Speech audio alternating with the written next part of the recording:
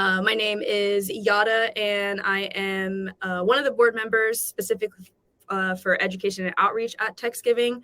At 9 to 5, though, I work at a company called Webflow, which helps people create websites, kind of like Squarespace. And so I'm super, super excited to host and moderate our creatives and tech panel, specifically using creativity to propel your career in tech. So I'm excited because we've got a powerhouse of speakers today. This is going to be an incredible panel. So I will go ahead and pass it over to Kristen for a quick intro, name, and what you do. Briefly, one sentence, because we're going to get into the nitty gritty for both of you later. So overview. Okay, one sentence. Yes. So I came from big tech. Hi, everyone. My name is Kristen Nino De Guzman. I came from big tech. I became a creator over the pandemic, and now I have my own company, and I'm also a full-time content creator. Yes, yes. All right, and I'll pass it over to Joy. Hey, I'm Kristen's exact story. My name's Joy. I'm funny for money. I'm an internet comedian and the CEO of Joy Ofodu.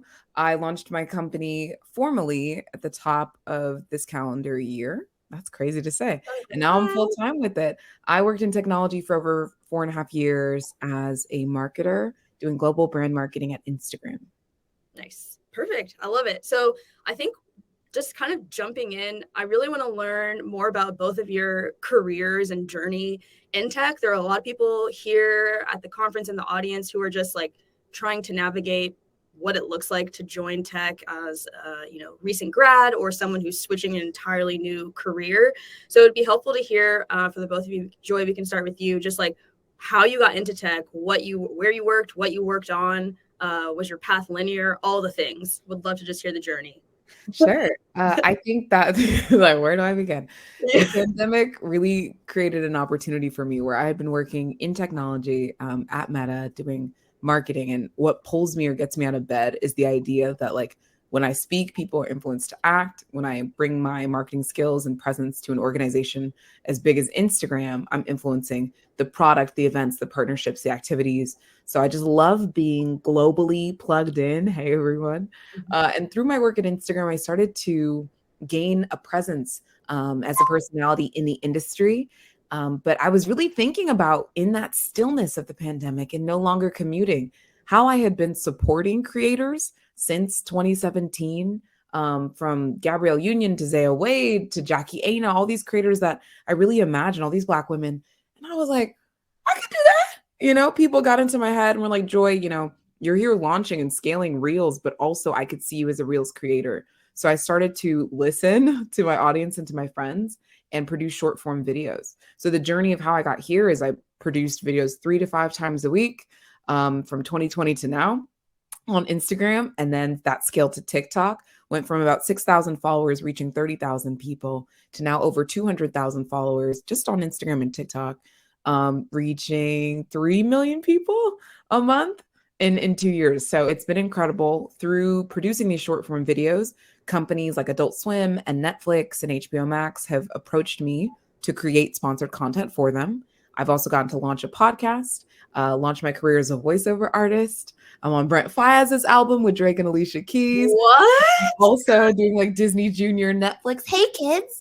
So my career is kind of wild at this moment, but I'm loving the creativity. I'm loving the opportunity that comes from just showing up consistently online.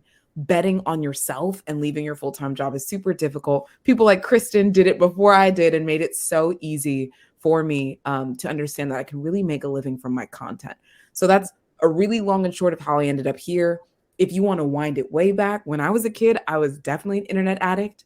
I was a gaming addict. I was coding HTML. I was on web pages, online communities, forums from 5 years old.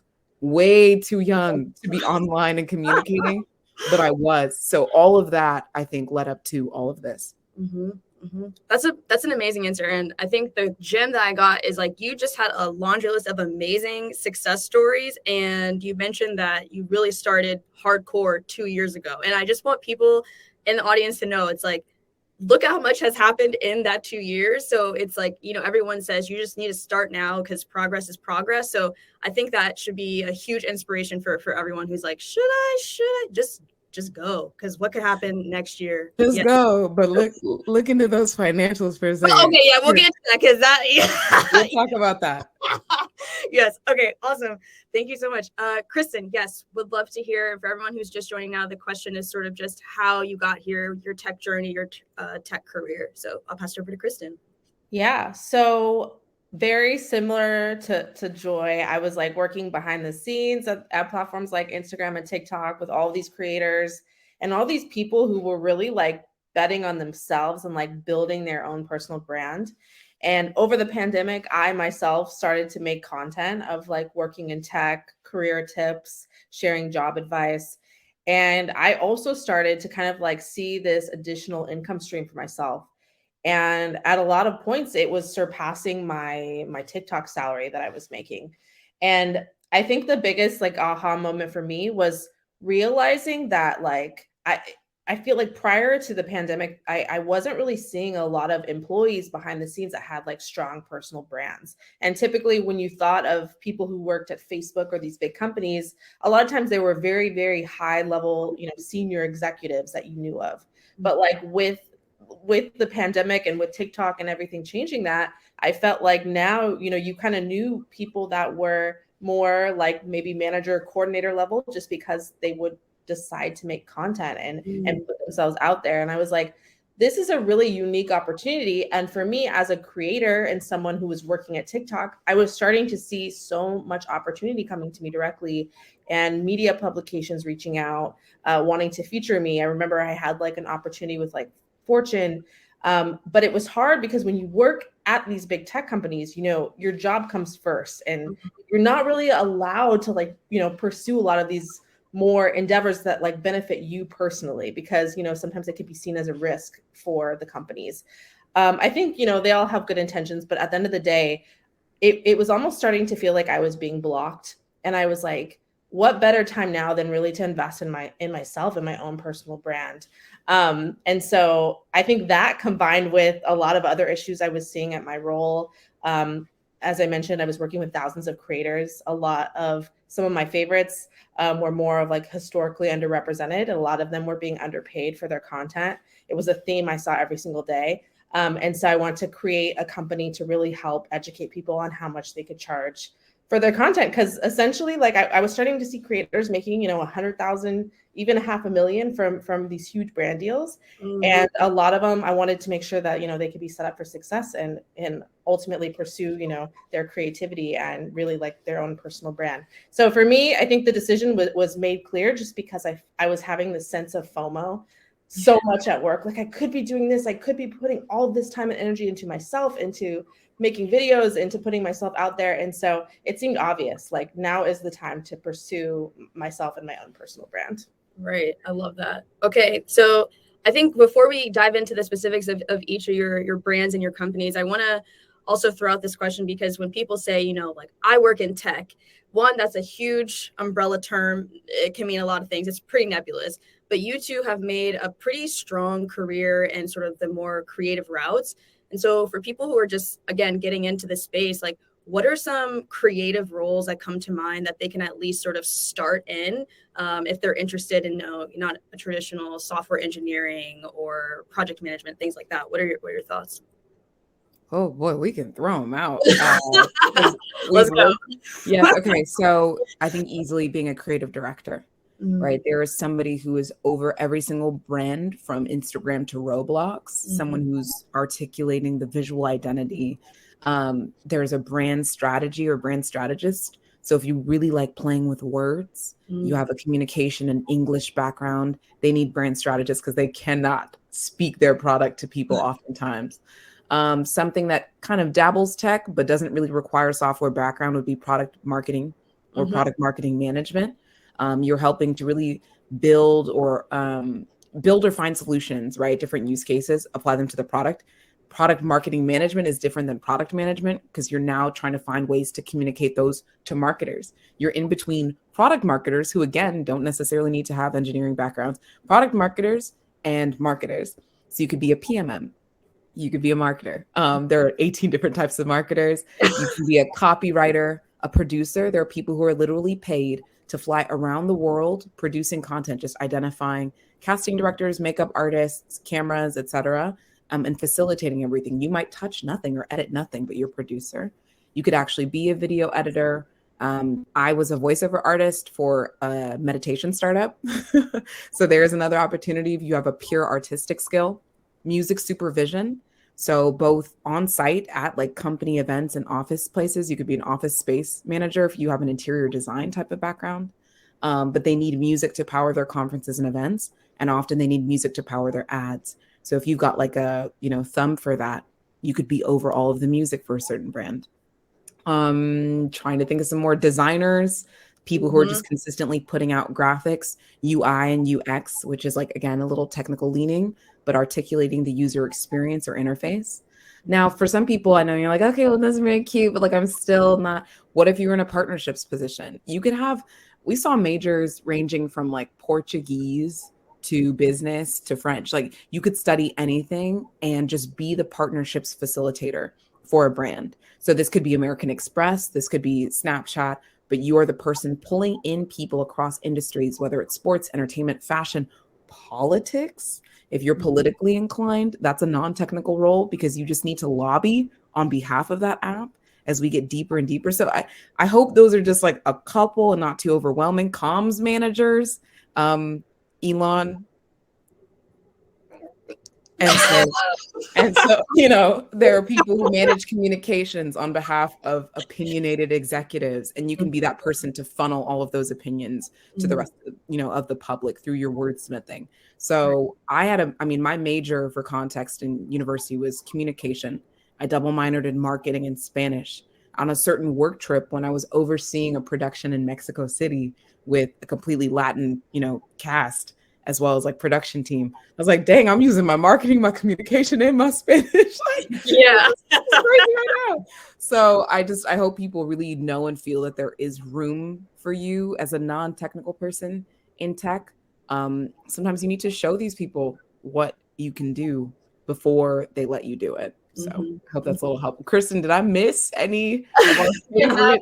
You did not miss. I think the only thing I would add is I think for me, when I was just trying to start out in tech, I was really aiming for big tech, like the Googles. And I think one of the things I realized is that startups are a really great option. Even if your background isn't necessarily maybe you haven't done any of that yet, but startups, a lot of times they're a lot easier to get jobs at. And with my startup job, that's how I was able to break into Instagram, because I was working at a tech startup with the same title. And that tech startup, I literally got hired in maybe under a month. So I think if you're trying to break in and you feel your background, you're just not getting in to where you want to be, just consider looking at startup jobs. And then, maybe a year or two later, you could be in that position, your dream job that you're kind of hoping to get into. Yeah.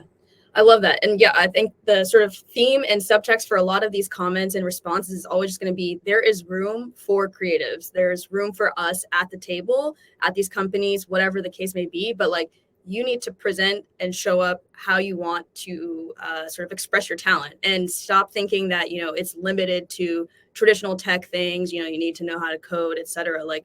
You can also be creative in your tech or your traditional tech role, but you can also be creative in your own space and carving that out for you. So thank you both. Kristen, I want to direct this question at you and start talking more about just sort of Clara for creators and how you got sort of started in this role. I know you mentioned you had FOMO at the end of the day. Basically, it's I could be doing this too, but was there really sort of a tipping point for you when you're I have done enough tech work. I've been in this space for X amount of years. I can go do this thing. What was that push? What was that tipping point for you? Yeah, I think speaking of startups, I think having worked in startup and tech, I had seen so many people come up with an idea and, make it into a huge, billion-dollar company. And I think for me, it was I was seeing a need of people wanting to have more clarity and to pay transparency as creators, doing deals with, like Joy said, Netflix, all these big companies, not really sure what they should price themselves. And I saw a lot of people get it wrong and undercharge. And I think that was pretty heartbreaking for me personally to see. But I think for me, it was kind of like, it was something that was making me not able to sleep at night. Like I felt like this was something that needed to exist in the world. I think the hardest part was, it's always scary to like think about leaving your security in your comfort zone. And for me, I loved my job that I had at TikTok. I loved working in tech. I had so many cool benefits. It was a sexy job. I was going to cool events, working with some of the world's top creators. But I think ultimately, like, I think we've seen, especially with all the layoffs and everything happening, that at the end of the day, when you work at these companies, you are one of like thousands. And I felt like for me, I was like, I want to build something that, for myself and also to help other people. And I think the hardest part was really like taking that leap of faith. But I will say, that is why I'm so glad that I started making content and, creating additional revenue streams for myself, because had I not had that, there's no way I would have been able to leave like my full-time job and that security of having a monthly paycheck. So because I was able to put myself out there a little bit, start making content, get some brand deals, I was able to pursue a larger vision that I had for myself. And I'm super, super thankful that, I started making content during the pandemic. Right. Yeah. Joy, I would love to hear a similar situation, because I know you just left your full-time. You are full on LLC girl company. Like, let's go. I want to hear, like similar situation. Like, was there a tipping point for you? Like, when did you decide you needed to move? And I'll say LLC soon S Corp. Okay. Talk to your tax advisors, because now I need to pay myself a wage from that. So we're like stepping up in a sense. But yes, it is a tough process. You see people around you quitting. That's why I said, please check your financial situation. You see people around you quitting and you're like, oh, should I? It took a whole calendar year. I started thinking about it in November of 2021, and I formally left on October 6th of this year. I just did what was right for me. I interviewed other people. I measured my income. I didn't wait for my income as a creator to exceed what I was doing for my job, but I did measure missed opportunity. So as Kristen's saying, like, you're using Clara, you're seeing what people are getting paid, you're checking your own deals, and you're like, wait a minute, how much am I leaving on the table because I work at this tech company? And how much could I get if I was independent? If I could work with because I couldn't work with Snapchats, TikToks, different dating apps, and I'm a dating content creator. So how does that work? Yeah. I measured the missed opportunity, added it to my projected, and funny enough, in the first like 3 months of quitting, that's kind of what I'm doing. So it's very exciting to see that I'm like on track. My decision though to quit was, and I dropped a video in the chat for anybody who's non-visual or would like to follow up with me later. I'm happy to share the link. How I balanced my full-time job with my creativity was by getting a lot of help, outside administrative assistance, project tracking. I had someone working on my website, somebody doing designs, and I edit all of my comedy, but I would hire a video editor for larger projects. So I did these things in tandem, right? I used my weekends and evenings. People are not seeing the sacrifice. I failed and I was rejected in a lot of different programs and applications. At least it's got to be at least 40 voiceover roles, because I book about 1/3 of what I audition for, which is super strong. But that means hundreds of jobs, right, that you're not getting. So I think you really do need to consistently put yourself out there. You determine what's right for you in leaving your job. Most people on average stay about 2 years, right, in these tech roles. And I had been there 4.5. So I knew that at some point it would be time for a change. I just personally had not been pressed to that point. And also, as I was starting my new business, I didn't want the distraction of a new team, new company, new boss, new role, new culture. I wanted everything to stay the same. So there was a very strong intentionality for me in staying in my role for about a year after the idea kicked into my head, because I needed that to stay the same while my creativity ramped up. Yeah. And then finally, once I got a hold of things, I knew the verticals or industries I wanted my business to like play in. I knew my content niches. I was like, okay, we're gonna put in a letter now. We're gonna put it in. The tipping point, if you want to know, was I published a web series, my first like independent web series. Spent about $1,000 on it, and it was to announce me and my boyfriend to the world. And so I was publishing the series, but instead of feeling energized, I was so drained.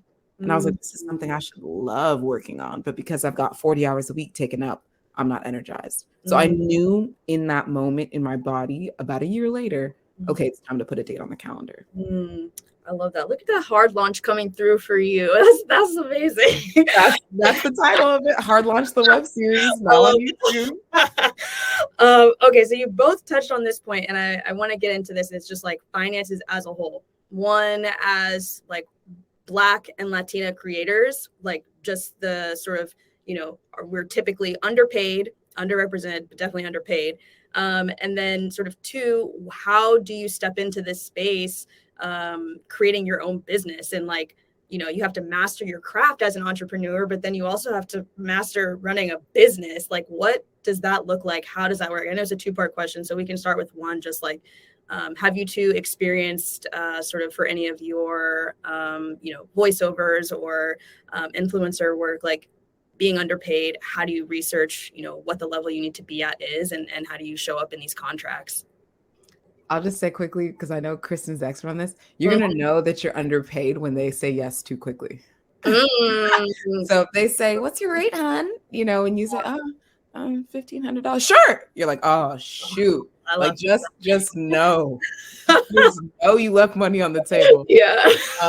And so, yeah, you can ask other creators what they're being paid on campaigns. That has really helped me. Literally for the rate I just described, I talked to another creator. She said, oh, I worked at this brand. I was like, girl, my sister, please, what did they pay you? My dear, just I won't tell anybody, just tell me.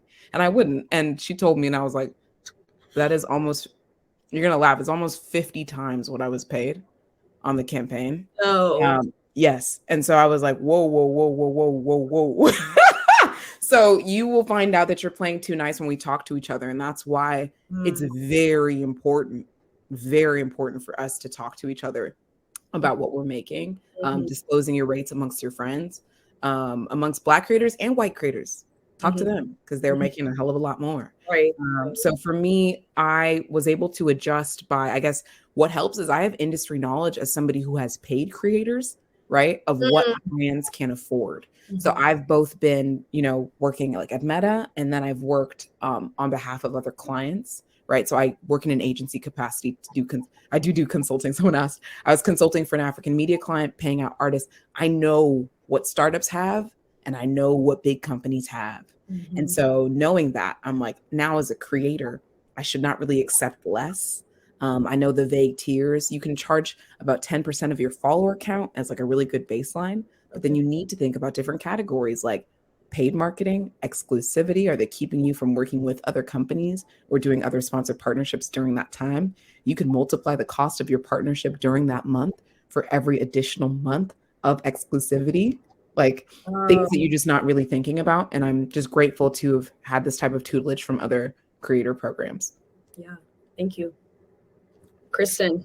Yeah, I mean, I think for me, like same with Joy, like I felt like I have that industry knowledge, but I remember for me as a creator, I remember there was an opportunity that came in for brand deal from Barnes and Noble. And I remember I thought I priced myself like pretty fairly, and they responded, they're just like, your rate is too high, and we don't even want to like come back and counter because we feel like it would be disrespectful to you. And I was just like, it's still crazy to me because it feels like the wild, wild west in terms of like pay transparency for creatives. And I think like there's a lot of work that needs to be done because at least, for salaried and more traditional professionals, you do have some resources that you can access. But like Joy was saying, I feel like the best thing that we as creatives or creators can do is really talk to each other.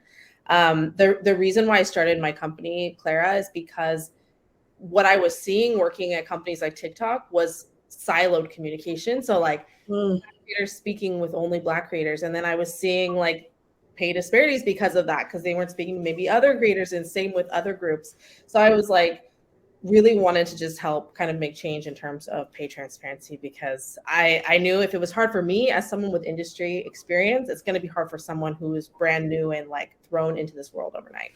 Yeah, that makes sense. And I think the piece about building community is another theme that we've heard in a lot of these talks, because it's like we are few and far between in a lot of tech companies, and, pay transparency or just like the day-to-day grind of like microaggressions, whatever we encounter. It's like we need to build community. There's value in that. And I think that is something that we should all kind of take home. It's just like at the end of the day, we need to find people who experience the same things as us, who look like us, and can share that knowledge. So thank you both for that. But yeah, I wanted to talk to the second part of the question of just like running a business. Where do you learn how to do that? Is it, again, more community? Is it sort of, going on YouTube, TikTok? Like where does one find info, and how do they start? I completed my Master of Science in Marketing program at Santa Clara University. So it's an online program, 1 year. If you do it accelerated, you could also do 1.5 or 2 years. I loved the program. It helped me. I was not really trying to be an entrepreneur before that, and then decided to become one after that. I was like, wait, I'm already kind of doing it, and this is all it takes? Oh, okay. But how to run a business? I mean, really like tread carefully with these things. Like I said, approaching a CPA, financial manager, when deciding to invest in a business, really having like low capital efforts. It takes $50 for you to buy a ring light and a tripod and begin to produce videos from your home. But it takes a lot more to rent spaces, to hire editors. So as you're making these decisions, just keep your own financial health in mind and a priority. Do not enter the rat race if you don't have the capital. So for me, I was really producing for free for, the first like year and a half. Then I began to hire others. Find yourself a proof of concept that is low capital, that really works. Kristen was doing a lot of the UI UX of Clara, like herself, before she, even got any support. So just think about what you can handle and what you can create with your own skills. Other than that, how to manage a business. I mean, I just listen to and ask a lot of questions. I spent a lot of time on Clubhouse speaking to other business owners. I ask people who their virtual assistants are. I hire attorneys, like licensed. Don't hire these gurus. Don't hire these course creators. I promise y'all, there's people with academies and stuff like that. We've seen it all. They're promising you that you can build 6 figures is the trigger, 6-figure business if you just go. No. Call an attorney. hire a lawyer. Hire an accountant. Someone who is accredited. I hate that I have to say this, but it's, you get so caught up in people with like large follower counts. Yeah. Follower counts equals not being paid well. I was just on Clara literally this morning. There's creators, 400K, TikTok followers making $1,000 on a brand deal. I'm like, oh my God. So don't trust that because somebody has a high follower count and they tell you verbally they're making some type of money that they are. Really hire professionals to guide you in your business. And if you're not up to, take an entire master's program, which for me was a good investment of my time, watch the YouTube videos, and literally Google, like if you're in California, Google laws, Google California laws about how to pay others and how to manage your money. And I think that will really help. At the very beginning, if you're like, okay, this is a lot, like I don't even know where to get started, I would just say, focus on organizing what your business is, who it serves, right? What you plan to do this year and how that's going to serve your ultimate goal, who you need to get that done. Can it be freelancers, or do you really need to bring somebody on full time? What's your budget or capital to get that done? And then just look into any legalese, guidelines, restrictions around that industry. And then finally, entity formation. How do I form a legal entity around my business, given that it's production, that it's engineering, it's scholarships, whatever industry you're in, and focus on legal entity formation. I was about to hire somebody $500 to do it, found out that I could do it myself, like on the California website in the span of a day. I was just so nervous. So please just like take care, look at government websites, figure out how to establish your business, and do it sooner rather than later. Because what you'll notice for a lot of Black creators, Latin creators, businesses, funds, they want people who've been in business a year, 2 years, 3 years before the pandemic. So it can't start until you start it, and the longer that you wait till, like my business has been operating, but I didn't legally incorporate it till this year. So just please focus on organizing your business, like plan and entity formation at the very beginning. Then YouTube and your favorite course creators can handle the rest. Ooh, okay. Yeah. Again, subtext. The scammers are there. We have probably all seen that. So, and you've heard it from both of them. It takes time. Like you don't need to do this overnight. And anyone that promises that it will happen overnight, X out of that, because that's not going to happen. Kristen, would love to hear how it was for you sort of running a business and also working on a platform, building a platform that you work with so many freelancers and content creators who have to, run their own business as well. What does that look like? Yeah, I think the biggest thing that's funny, I'm sure Joy can relate to this, is like people will kind of look at you as like an entrepreneur or whatever, a founder, and they're like, you're killing it, like you're doing amazing. But I think like what a lot of people don't realize is it's such a humbling experience, because like on a day-to-day basis, I'm wearing so many hats. I'm like doing very like low level work, like I'm like carrying around boxes, I'm also doing like pitching to investors trying to get millions of dollars, I'm fixing a security like certificate on my website. So I think it's very, very humbling, because you really have to do everything. And I love Joy's point about like hiring people, because I think for me, I recognize like I'm not talented at everything, at most things. And so for me, it's like, what can I outsource to help make my life easier? Whether that's like a personal assistant. I know Joy has one of those to like really help you manage your inbox and make sure, you're not falling behind, but like really owning like your strengths and weaknesses, and realizing like it's totally okay if you're not good at something. And if it makes sense to hire someone, maybe like part-time, to help you, it can really make a difference in your day-to-day and help you focus on what's important. Because I think too often, because you're so focused on so many different things, it can be hard to really like hone in on what needs to get done, since you're doing so many different things. So for me, I feel like it's been a humbling experience. There's definitely extreme highs, extreme lows. I'm sure like Joy can relate, when a good brand deal or something comes in that's exciting, you're on top of the world, you're like, I'm doing me, this is my business. But then there's also days where you're just like, what am I doing? And you're crying. So it is rewarding. I will say, like, I have no desire to ever return to my corporate job after doing this for a year. I'm not sure if Joy feels the same, but that's my POV. One thing is like, I think that a lot of, especially Black entrepreneurs, Kristen, like we put this pressure, like this has got to feed my kids, this is generational wealth, this is a life-changing business. I actually do not care if my children eat from this business or not. Don't tell investors, because that makes it seem like you're not hungry enough. But I don't care about wealth, right? I care about survival at this moment based on my creation. And it would be really cool if some sort of wealth happened from that I can spread around to my community, if I can hire others. But if I need to go back to corporate America, like I'm okay with that. Because that's, I'll just find another job that I feel enriched in.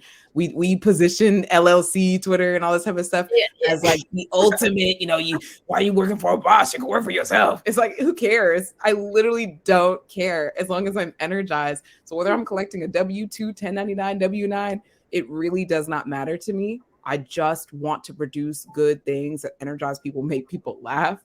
But I hear you, Kristen, on like, at least in the short term, I'm like, this is real nice. I'm setting my own hours. I'm waking up when I desire. Like I wouldn't soon run back, but someday do not be surprised. It wouldn't be a failure, if I end up in corporate America again. I love that. Yeah. The Rise and Grind LLC Twitter. I feel like I was committed to that for a minute, but then they started talking about like, don't sleep, like sleep is for the weak. Wake up at 4:45. Why did I quit my job to wake up at 4:45 a.m.? Yeah, and then I was like, I'm not doing that. So you quit a job to be, please. I'm gonna say something mean. I'm about to cyberbully. I love that. Okay, so another question I have is, again, a lot of people are still kind of one looking to get into tech, or just like not sure where to start. And you all mentioned you are good at some things and maybe not so good at other things, but like, what are some like easy transferable skills people can put on their resume, interview, share during networking, from a creative perspective that can, transition into other careers down the line? Kristen, I'll start with you. So the question is like, what are some good skills that can help you down the line in your career? Do I understand? Yeah, and like I think a lot of people also who maybe come from, non-tech roles, like a teacher, for example, like we know teachers do every single thing, but maybe it's difficult to translate that on a resume somehow. So what are some transferable skills that you can call out that, the tech companies and tech recruiters look for that people may not already sort of immediately think of? Yeah, I think one of the biggest for me that has been super helpful is just like ability to network and how you approach networking. I think everyone has a different approach. I think Joy and I don't want to speak for Joy, but I know like working at a lot of these bigger, sexier companies, I feel like we tend to get a lot of people reaching out, wanting to connect. Yeah. And I think one of the things that I've noticed that people maybe could do better at is just really keeping, looking at your network and these relationships that you're building throughout your career as more of like a marathon, not a sprint.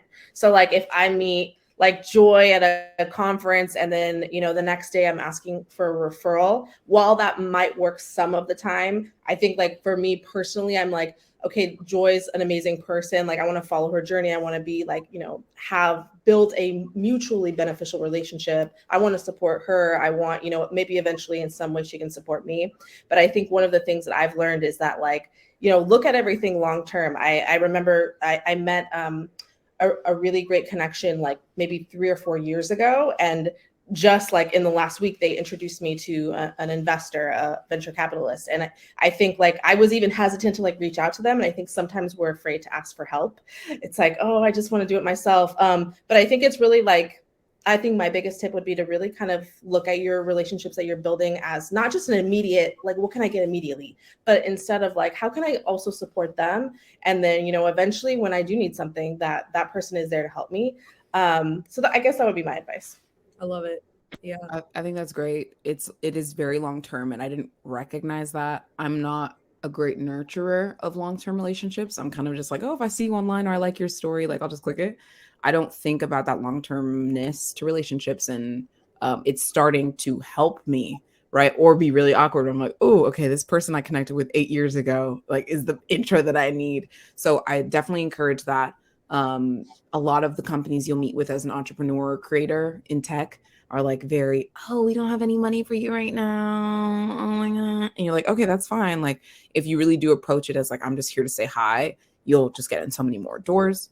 But for transferable skills, project management is one that I called out here in the chat. That's huge. You can actually get a PMP or project management professional certification, and you will be valuable both on a contract basis and full-time basis to a lot of companies. So it's not a whole degree, but it's a skill that is like super important if you're an entrepreneur, creator, or you're working full-time at a tech company. Project management is essential. You need to know how to take something from beginning to end and take it live. Brief writing, so being able to brief in other creators while you're working in tech, and articulate a creative vision that happens with the brief. That's like background, pulling together statistics, articulating creative mandatories for something. All of that goes into a one-page brief. Succinct writing too. Public speaking, as I mentioned, because you're consistently pitching, you're getting in front of people on a talent basis, right? I'm appearing on stages, I'm doing podcasts and hosting. So speaking is great. Never underestimate how valuable it could be to get some feedback about how you present, both online and in person. You can even take like a virtual presentation class, how to organize your setup, your background, like all of these things matter when pitching. And then I guess just like, production. So to me, actually having my hands dirty as an editor has really helped me when I'm advising from a W2 tech company standpoint, advising on different, video projects that are happening across the company. People will come to me and be like, can I get your eye on this? Can you review this? And now as a creator, that's what I'm paid to do, is literally to produce videos. So those are just a couple transferable skills that I hope can help people. I would focus like in the coming year. I want to talk recession. Okay, but like videos still need to go out. Recession. Projects will still happen. So those two are never going away. Yeah, definitely. We got about 4 minutes left. I want to throw the last question in. Joy, you mentioned how you started thinking about this a year ago. So for the both of you, if there are people in the room who are thinking about, transitioning into their own space, but like need that kick or just like are lost in the sauce, like what is your immediate like 1 minute advice for people who are thinking now that they, this time next year they want to be full-time creative? And Kristen, I'll start with you. Yeah, I think Joy said it best earlier, actually. It's like, don't be afraid to fail. I always thought when I was leaving my company to start my own company, when I was leaving TikTok, I was like, what's the worst that can happen? I end up back at TikTok, or I end up back in big tech. Like, to me, it's like, take a chance on yourself, especially if you feel like there's an opportunity, you feel like just like this like fire, just pursue it, take a chance on yourself. I think what's the worst that can happen? Like for me, I'm like, even if my company, doesn't continue growing, I still built something valuable that people used, and I'm still grateful for that experience. It made me better as a person. But I think, yeah, don't be afraid to fail. And also the other thing is like surround yourself with people that are on like your level and are also aspiring to do big things. That's been one of the biggest things that's helped me. It's like my circle is so ambitious that like I'm constantly just like trying to do more and believing in myself because of that. And so I think that's been really, really helpful in continuing me to like persevere, maybe even through having setbacks. Yeah. Amazing. Ooh, I love that. You got to be around people who want it. Yep. And it doesn't have to be generational wealth want it, but just people who've been doing it recently. Okay, my quick advice, and some of this appeared on my interview today with #paid, so I'm going to share just a couple tips from there. The first is like your friends and family can be your support system, but they don't need to be your target audience. So do not let them or their lack of understanding about your product or service hold you back, please. A lot of people go to their immediate friends, family, mom, uncle. They're not buying, they're not supporting. Maybe they're not your target. Boom. So don't let that stop you. Next would be like consistency can sometimes win over creativity. So again, please just start now, right? Formally found, you don't even have to have a product, formally found the entity now, the legal entity. Get that started right now, get the YouTube channel, whatever, up right now, populate it later, but just start to publish these things, make it dated, and continue appear every single week. It doesn't have to be as a creative person, what I struggle with was things being the best that they can be, right? I realized I'm not going to go far if I think every single video is the best that I could possibly produce. Sometimes the audio is a little off, sometimes it's a little off. That's fine. Just keep going, just stay consistent. Having a media-rich portfolio is everything. SEO optimize everything. Publish online, use those hashtags, use those keywords. The thing that you think your ideal client or consumer would be searching for, right? The right hashtags, the right keywords. Like you have to start infusing that into your content rather than just posting and going, might delete LOL. Ain't nobody searching for might delete LOL. Nobody's looking for that as a keyword or as a hashtag. So stop that. And then the final thing I guess I'll say is like really like work on those financials. If you're trying to start a business, separate your financials from your side hustle or your creator business from what you're earning like from your company. So if your direct deposit right now is going to, and I'm not a financial advisor and I'm not qualified, so like please don't. But if your direct deposit is going to your bank account, and then you're also getting creators, income into that same bank account, it's going to be kind of hard for you to see what you're really earning, growing, and separating that legally. Protect your business, talk to somebody who's certified, because I am not, and separate those funds. Ooh, okay, I love this. And everybody in the chat has been saying for the whole session, gems on gems on gems. And so I just want to say thank you to so much for all that you have shared, and for everyone in the audience. Like, we have these like sort of speaker bios, etc., on the platform. So like, check out their LinkedIn, check out their Twitter, like connect. Do what you need to do. But I think the most important piece is like, do you, and make sure that you are pouring into your creative world and your creative space, and know that you can do it.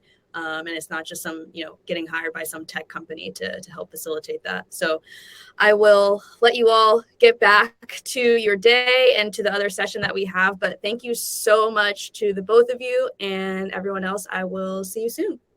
Bye.